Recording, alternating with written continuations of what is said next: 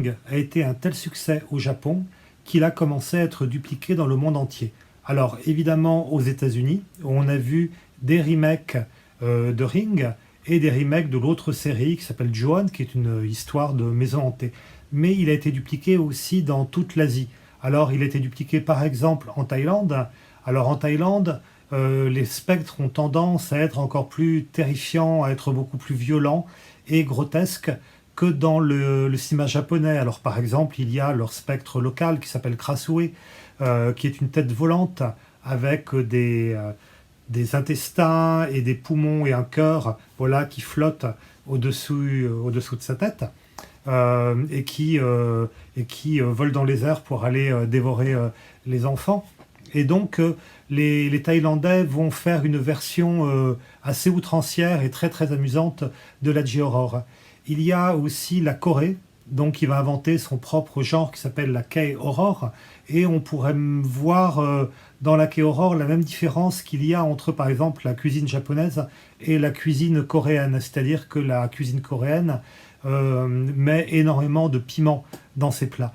Et donc, dans la K-horror, avec des films qui s'appellent par exemple Phone, qui est une histoire de téléphone portable hanté, ou alors Deux Sœurs, qui est une histoire de deux sœurs dont l'une est un fantôme, et plein d'autres films de ce type-là. Il y a même un remake de Ring, puisque c'était l'époque où les films japonais étaient interdits au Japon, et donc les Coréens voulaient avoir leur propre version de Ring. Bref, dans ces films-là, on va se rendre compte que les fantômes sont beaucoup plus matériels, sont beaucoup plus violents que leurs équivalents japonais. C'est-à-dire que le fantôme japonais a tendance à apparaître au fond comme une image de cinéma.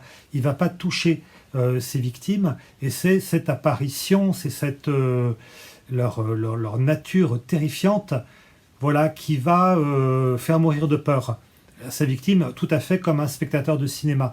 En Corée, les spectres utilisent des couteaux, voilà, pour assassiner.